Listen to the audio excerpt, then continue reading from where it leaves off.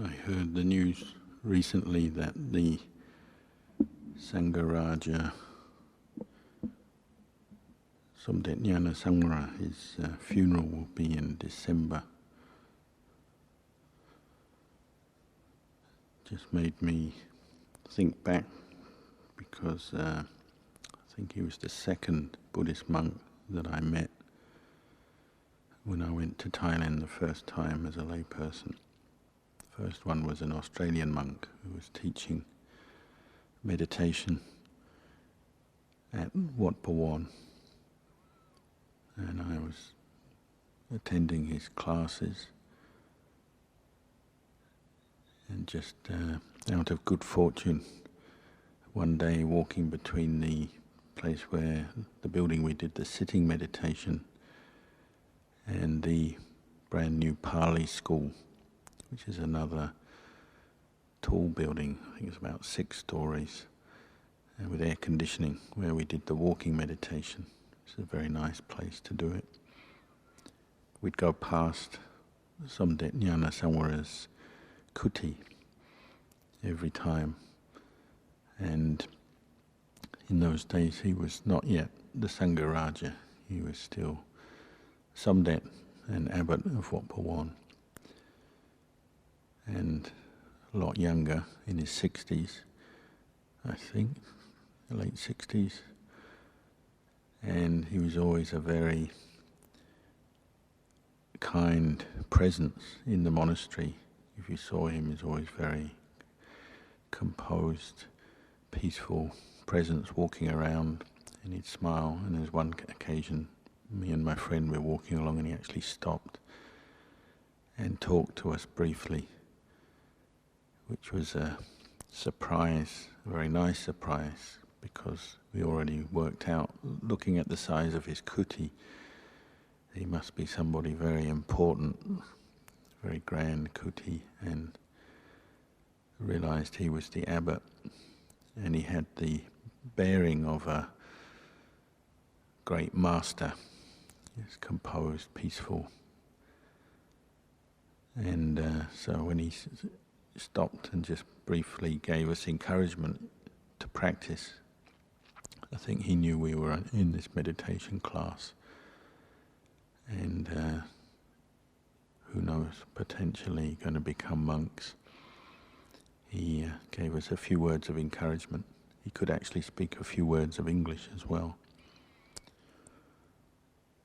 which brightened up our day. And that was, as I said, that was the second monk I met in Thailand. A very good introduction, because although he was a senior administrative monk and a great scholar, he was also known for his meditation skills as well, and he always promoted that. And he knew foreigners mainly had come to Buddhism because of their interest in meditation, and he was very supportive of the foreigners, foreign monks, foreign lay people. Also got me interested in finding out a bit more about the Pali language, because his name was quite interesting, Jnana Sangwara. I started finding out what it meant, asking and reading. And Sangwara means restraint or composure. Jnana means knowledge, wisdom. That's the restraint that comes through wisdom, which led on to reading about the different kinds of restraint. The Buddha talked about Sila Sangwara. There's a monk, we keep the Patimokkha, follow the Patimokkha, leads to a restraint of the kilesas in our speech, our actions, our lifestyle. Or Sati Sangwara, the restraint that comes through the practice of mindfulness, particularly Indriya Sangwara is the same as Sati Sangwara really. Maintaining composure and restraint as we experience sense contact, we establish mindfulness. and don't let our senses indulge or dwell on, or let our mind dwell on different sense objects that stir up kilesa and condition the mind in a negative way. We use mindfulness to cut off. So we learn, say, not to stare at things that bring up lust or greed, or stare at things that bring up anger. Same with smell, taste, touch, and so on. Another one, Kanti Sangwara, is the practice of restraint through patience. Something Ajahn Chah emphasized over and over again in the practice of being patient with kilesas, being patient with situations, being patient with dukkha. And what is dukkha, or part of dukkha, is not getting what you want, or getting what you don't want, but learning to be restrained and composed as you experience that, with patience, resilience. Then there's Jnana Sangwara, which was actually the first one I learned because of his name. The restraint that comes through wisdom. You might say seeing the value, knowing the value of restraint through understanding, through wise reflection, naturally leads on to restraint, because you know it's in your own good interest. Again, it's something that Somdet Nyan himself, or Ajahn Chah, all the teachers emphasize over and over again, is the value of contemplation from day one when you practice, as a way to bring out understanding, right attitude, right view as to why we practice, what the purpose is and how to do it, the benefits of it, the dangers of not practicing restraint, say, the benefits of practicing restraint, learning to wisely contemplate, use that wisdom and understanding to help increase your ability to restrain kilesa.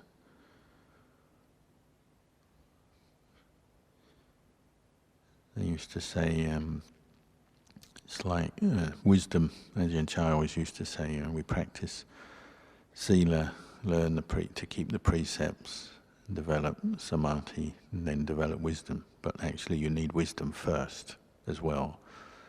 So it's a kind of a circle. You need wisdom to keep precepts, because you need to see the value of it. And Buddhism isn't a teaching based on compulsion. There's no compulsory sila keeping of precepts, and there's no one forces us to do it. It has to come through our own understanding of the value, and that motivates us to keep the precepts. And they say, it's like washing hands. You need your left hand to wash your right hand to wash your left hand. Sila needs wisdom needs sila. We need to compose the mind through the practice of sila so that we can develop the calm through meditation that allows us the insight to really see the true nature of phenomena. But we also need wisdom to see the value of keeping the precepts in the first place. So they support each other, they're inseparable.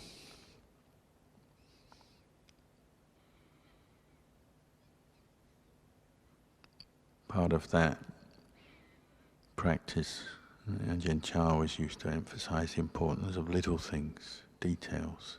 Let's say Sakya waters for the monks, or even for the novices.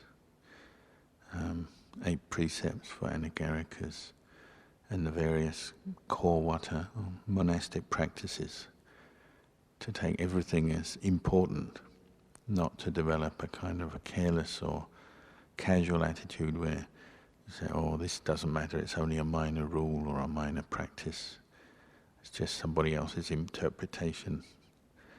he used to say, oh no, don't do that, because it can become a habit that if it stays with you over many years, well, it can lead on to bigger problems.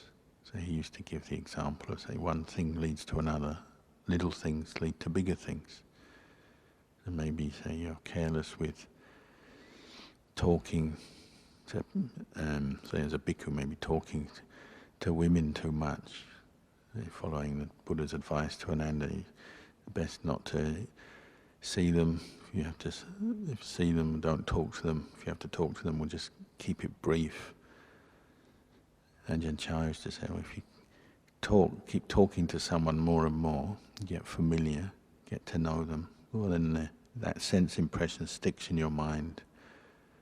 And maybe talking comes on to actually wanting or thinking of them, becoming attracted to them, and so on. Maybe forming a relationship, and so on. One thing leads to another. Maybe even leads to breaking some of the more serious precepts later on. Or one thing leads to another, say like killing. So when you come into the monastery, the first thing you learn, say in Thailand, is you have to restrain yourself from the intention, the wish to squash mosquitoes, because they're always biting you. You might think that's a fairly small thing, not killing a mosquito. And Ajahn used to say, but somebody who can kill a mosquito, they give in to that desire, well then the next thing they can do is kill a mouse or a lizard. And then the next thing they can do is they can kill a cat or a dog. The next thing they can do is kill a cow or a horse. The next thing they can do is they can kill a human. Someone who can kill a human can even kill their own parents. It's a big jump from mosquito to killing a human.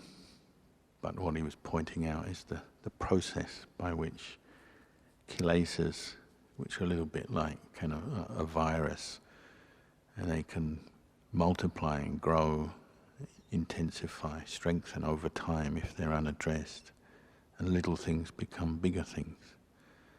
Small negative intentions can become bigger, with more consequences. So the emphasis in the monastic life is very much on learning restrained behavior, composure, which is obviously directly out of fashion with the rest of the world, because the rest of the world emphasizes freedom. Often that's associated with unrestrained behavior. In the monastery we're using wisdom, jnana samvara, to see the value of restraint in training body, speech and mind, and particularly training the mind. Learning to restrain our outward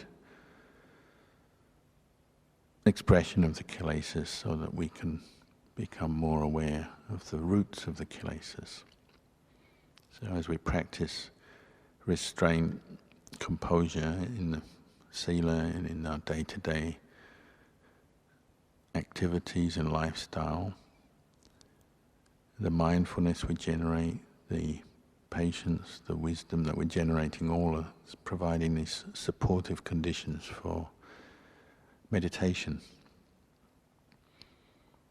As we get more used to keeping the precepts, following the patimokkha, more used to being mindful in daily life, more used to reflecting on our precepts and wisely reflecting, say, on the use of requisites and so on, then little by little you can see the value as your mind becomes calmer, more peaceful. Then it's easier to deal with the inner causes of suffering and unhappiness.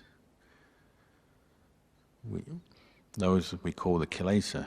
Even kilesa is another thing I learned very quickly, is learning Pali and reading suttas and reading Dhamma, hearing Dhamma talks. There's so many words for kilesa. Sometimes they're anusaya, latent tendencies, underlying tendencies. Sometimes they're asava. Sometimes even asava they translate in different ways, like fermentations, outflows, or intoxicants of the mind. Sometimes kilesas are fetters, sangyojana, sometimes they're floods, ochre, and so on. Many different ways describing kilesa. But when we come to practice meditation, probably the most common word we use is nivarana, pancha nivarana, 5 hindrances. You might say they're the sort of daily experience of kilesa. We talk about them as the 5 hindrances, the 5 robbers, because they rob us of our peace of mind and they rob us of our wisdom. Every time hindrances take over the mind, they're weakening our wisdom.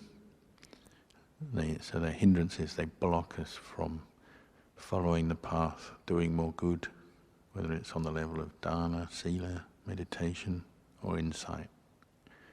They're hindrances, and they're blocks. So much of our practice is about being very patient and working with the hindrances, we say. Developing the mindfulness and then the ability to wisely reflect, recognize a hindrance as a hindrance and work out ways to overcome them. Particularly bringing up effort over and over again, redoubling and returning to developing right effort to deal with the hindrances every day. What is right effort? Well, in short, the effort to bring up mindfulness. Because when mindfulness is established, then the hindrances subside. And at least temporarily, we free our mind from those obstacles. We all know what they are: sense desire, ill will, sloth and torpor, restlessness, worry, and doubt. And when we bring up mindfulness, then the hindrances drop away. Sometimes very quickly, if mindfulness is strong. Sometimes it takes more effort. Obviously, mindfulness is supported by wisdom. Mindfulness, clear comprehension, and wisdom. And Ajahn Chah used to say they're like 3 friends working on a building site, and they have to lift, say, some heavy object. You need all 3 together. And the heavy object is the hindrance that you're lifting up and throwing out of your mind, as it were. You keep having to bring up right effort to re-establish mindfulness. Even that takes wisdom. The effort to prevent hindrances and kilesas arising. So actually, you might say, alert enough, on the ball enough to see where hindrances might arise in our daily life. Obviously, different situations through habit and practice, we get to know where hindrances come up, say around sensual objects, or maybe around food or lay people, around possessions and so on, or just mentally when we're saying, particularly when we're on our own, often people have a lot of sensuality when they're lying down. So just posture can be enough of a warning that hindrances might come up, so the hindrance of sensuality. In Thailand they say, if you do a lot of lying on your back unmindfully, so it's the posture of a yaka. And you have very strong lust come up, it's very strong sensual desire in different ways, just because of the posture. That's why we recommended to sleep in the lion posture, lie on our side with our arm folded, because it's a more mindful posture. And as you're falling asleep, it's harder for sensuality to overcome the mind. It's just one example. Obviously, food, drinks, all these things, as the more we become aware of how hindrances come up, and say the hindrance of sensual desire, well then, right effort of preventing a hindrance arising means you're already on your guard before you come into contact with those sense objects, or before you go lie down to go to sleep. You're already training yourself, reminding yourself how to do it. wisely, carefully, mindfully. Or ill will, same. You get to know ahead what stirs up ill will. Maybe it's a person that you've got to dislike. You live in a monastery, there's many different characters, and maybe somebody, their personality doesn't fit with you or your ideals, so you start to get irritated with them. So every time you see them, hear them, think about them, irritation arises. So maybe right effort is actually to prevent that happening. You start to be more aware of how the presence of someone or interaction with someone stimulates ill will, negativity. Maybe ahead of time you're already spreading metta or reminding yourself to be more on your guard, more careful around this person, so that you avoid ill will arising. Or if you're on your own, not to dwell on objects that bring up ill will, not to indulge in ill will. So if you keep thinking of something or somebody that brings up ill will, well, train yourself to turn away from that object. Again, with mindfulness, but also wisdom, just seeing where the kilesa arises, where the hindrance arises and how. And you start putting into action preventative measures. No different than what we do with our bodies for disease. We do exercises to help keep the body fit. We choose our diet and how much we eat to keep the body healthy. We take some medicines sometimes to prevent disease. With our mind it's the same. First right effort is to prevent unwholesome dhammas arising. That isn't to say we go the other extreme, we become kind of paranoid and say, oh, I can't go there because I get angry, or I can't go there because sensual desire arises. And sometimes that is the correct thing, just to avoid a situation or a place, a person. But in life you can't always do that. So it's also more subtle. It's about developing the mindfulness and wisdom around that kilesa, that hindrance. How does it arise? And being aware of the danger ahead of time, so you can really watch and look after your mind as different situations come up. Because life is unpredictable. We can't control everything. Inevitably, sooner or later, causes and conditions will come together that stimulate the arising of a different hindrance. You have to be on your guard, ready, and you have a few techniques and you prepare yourself what to do, how to manage that situation wisely. That's right effort. Obviously, if the kilesa, the nibbana, has arisen, well, you have more techniques what to do once it has arisen. Again, you rely on your sila, your samvara, restraint. So maybe kilesas are arising inside, but on the outside you learn not to display them, not to follow them. As the sutras teach us, or as Ajahn used to teach us, neither delighting in nor having aversion for whatever the sense object or the experience we're involved with, learning to maintain equanimity with mindfulness, basic sense restraint, composure, even if inside we're still reacting with aversion and lust or greed or different negative emotions, worry, fear, and so on. Externally, not giving in, not following, not indulging. So again, that takes mindfulness, takes patience, and takes wisdom, wise reflection. Keep watching over and observing the mind, recognizing kilesas arising in different situations through our day. Obviously, we hone or fine-tune that skill when we do sitting and walking meditation. We can become much sharper in our mindfulness practice and in watching and recognizing kilesa. But part of our life is not when we're sitting, not when we're walking, it's when we're doing other activities.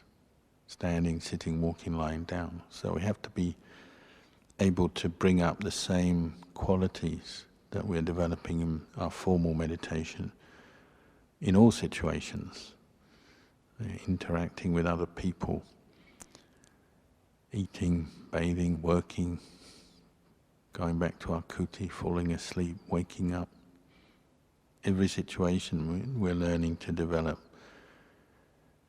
this vigilance, this ability to watch over the mind, to prevent kilesa and hindrances arising, or if they have arisen, well, to quickly recognize them for what they are, so that we can start letting them go, abandoning them.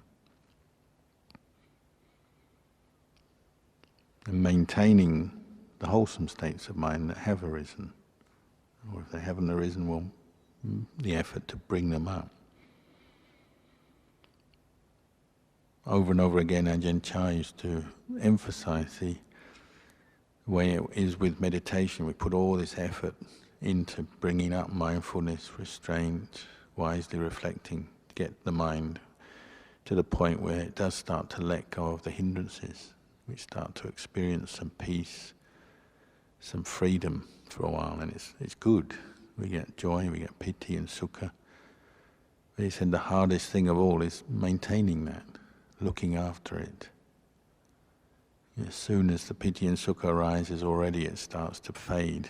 Already we let the mind slip back into distraction. Already the hindrances start to slip back in, and we lose our calm, composure, lose our mindfulness. Often that's very frustrating for the practitioner, over and over again, to have developed some calm, maybe even some insight, when then it all disintegrates and disappears again. So again, this is the practice of the four right efforts. As you finish your sitting meditation and you walk away, go away, well, how well can you look after that state of mind? Hopefully there's some wholesome dhammas have arisen, so how well can you maintain them? As you come out and face the world, through our senses, we face the world through our senses. So as you face sight, sound, taste, smell, touch, food, drink, people, going here, going there, doing work, and so on. How well do you maintain your mindfulness?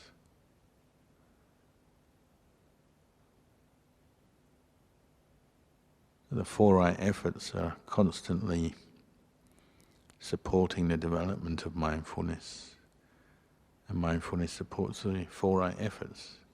Again, like wisdom and sila, effort and mindfulness support each other, reinforce each other.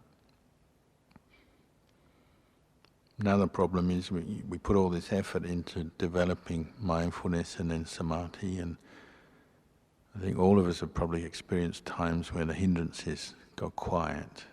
We actually have some temporary liberation from the hindrances, what they talk about, tadanga vimutti, temporary liberation of mind. And we feel good, peaceful, there's no obvious sense desire or anger, we're not sleepy, we're not restless and agitated, and we're not doubting. But then gradually we become aware that underlying this, there's still kilesa there. And the hindrances have all gone. We're contemplating, maybe having some clear insight into the Dhamma, or experiencing just the peace of samadhi. And then everything starts to flow back again. And often that's it's quite a challenge, dealing with that fact that underlying the mind is still the causes and conditions for kilesa. It's still the fetters, the things, the qualities that actually bind us to the world. As we know the word for nibbana, they often translate as the unbinding of the mind, liberation, unbinding. What's it unbound from? It's unbound from these fetters, the 10 fetters, and particularly the first three, sangyojana, sakaya ditti, vicikicca, silapata paramasa. You get rid of the hindrances, you experience some nice peace, clarity, the Dhamma seems to make sense. Because we still got Sakkaya Ditthi, well, the sense of self forms around that. So this is my peace, my happiness, my insight. Maybe further along you realize that, and it's like, oh, put all this effort into meditating, bringing up effort, bringing up mindfulness, working to compose myself, restrain myself, and then get to develop some samadhi. And then all the mind does is go and take that as self, take ownership of that experience because of this fetter, Sakkaya Ditthi. On the most subtlest level, it's the conceit. If we read the sutras, we know even the Anagami still has conceit. It's probably not the same conceit as us, but still conceit. But it doesn't really matter. Sakkaya Ditthi is good enough to deal with that first. Sakkaya Ditthi takes over, takes these khandhas as self. Khandhas are a self, or their inner self. Or the self is in the khandhas, or the same as self. We own these khandhas. And you experience peace of mind, the hindrances have gone. Well, that's still within the khandhas, still sankhara khandha. Sati is a sankhara, samadhi, sankhara. Kilesa and the opposite of kilesa, they still fall within the khandhas. And still this sense of self will form around our experience. The view of self. This is me, this is mine. So it can be quite discouraging. You've done all that work and then still the sense of self is there to take over. But maybe you can infer from what you're doing as you practice. You say, well, just as I've abandoned these nivarana, the hindrances, which are a form of kilesa, well, still I can keep practicing and abandon this more subtle sense of self, sense of self-view, conceit that forms even around the good that I do. It can be on any level, level of dana, just comparing, I've done more service, more dana for the religion, for the monastery or whatever than someone else, or I've done less, or precepts, I keep the precepts, I keep the vinaya better than them, or worse than them, or the same as them. Samadhi, or I have samadhi, or they don't, or they have samadhi, I don't. On and on it goes, but we can infer, we can see if we keep letting go of the hindrances and then keep up this reflection on developing our insight using the three characteristics, anicca, dukkha, anatta. Or little by little you're going to scrape down and get to these fetters. It's only stands to reason if you keep doing it, you don't give up. Little by little you will start to expose the fetters, the roots of our real root causes of our suffering and our attachment. So you have to bring up that kind of reflection if you're feeling discouraged. Meditating, you get peace, then you lose your peace, up and down. Try and see the big picture. You're still, overall, you're gradually gaining experience, gaining wisdom and understanding that helps you to scrape down a little bit deeper under the surface of the hindrances. And really we have to keep coming back to this body, the physical body, the 32 parts, the 4 elements, the asubha kamatanas. Because all the Sakkaya Ditthi, as the name implies, it comes from this view of body as self.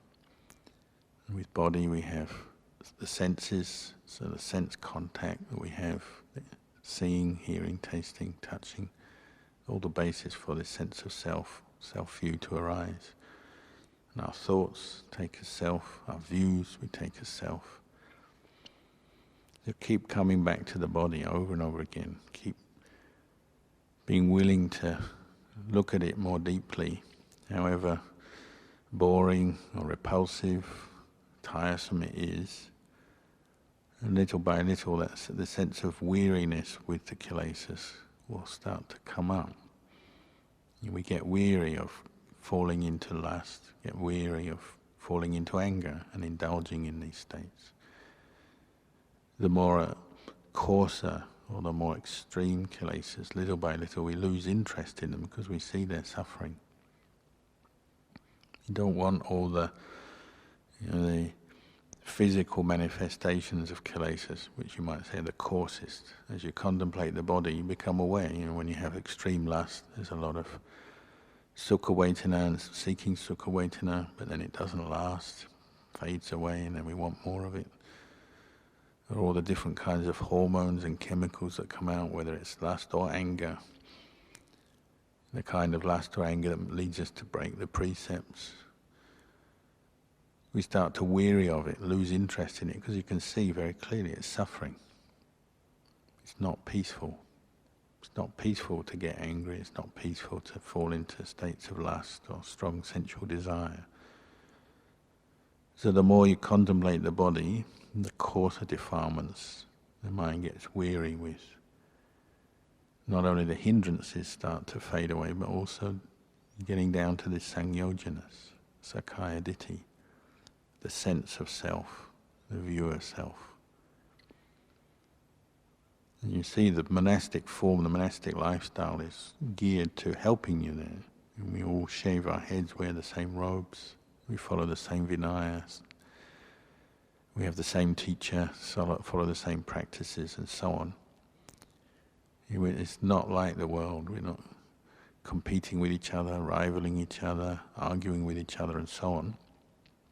We learn to live in the best harmony that we can imagine, and that we can, that you can do in an imperfect world, and keep learning to set aside sakkaya ditthi, set aside the hindrances, set aside the different delusions and ways that the mind likes to promote its attachment to the khandhas.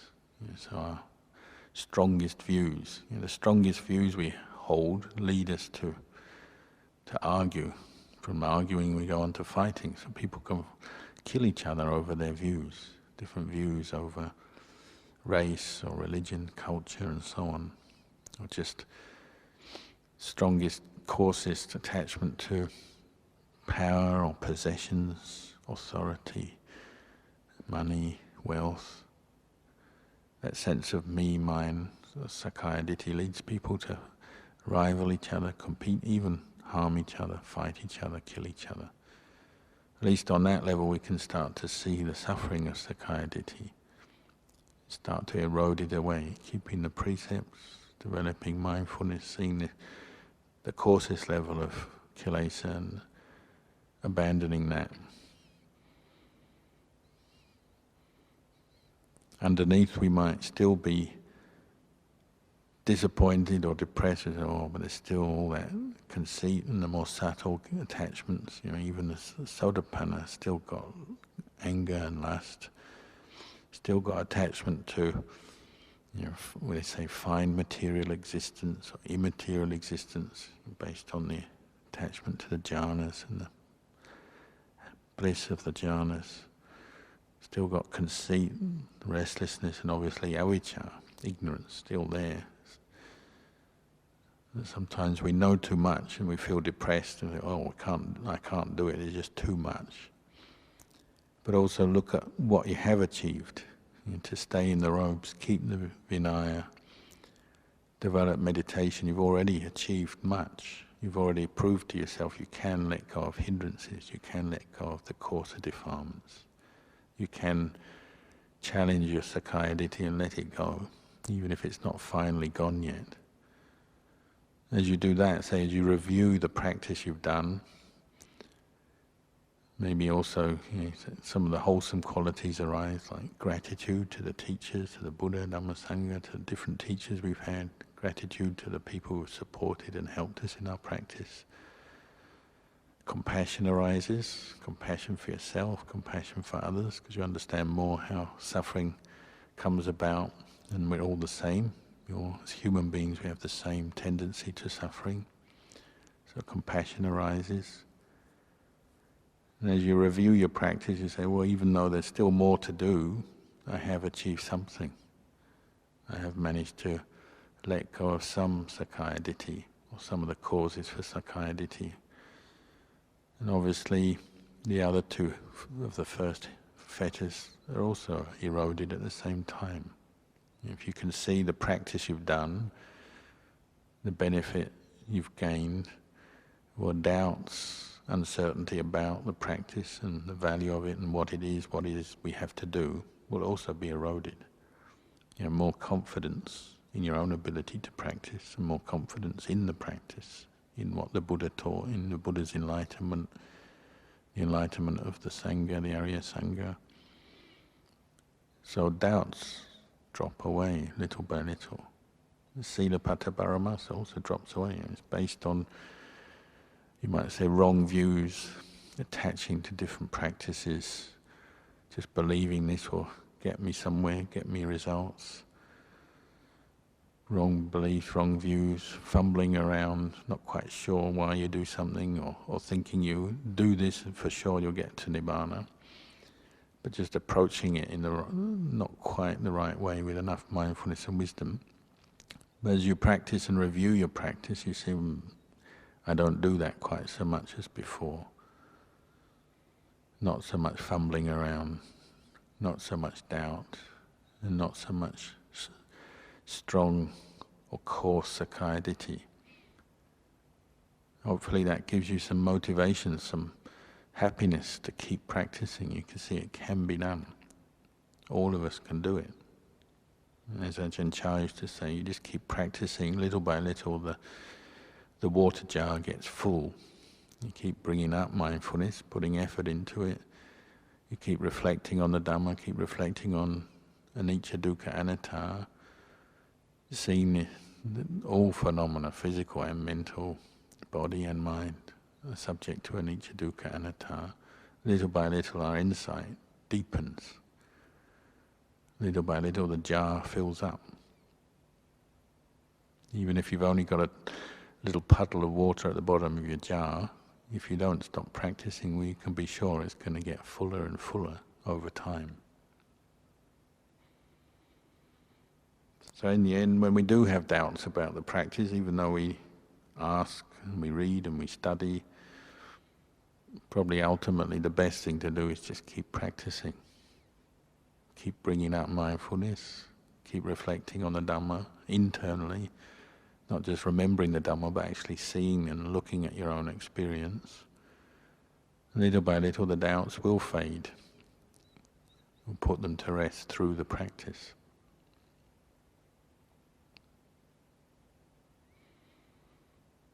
So tonight is one prat, a holy day, holy night.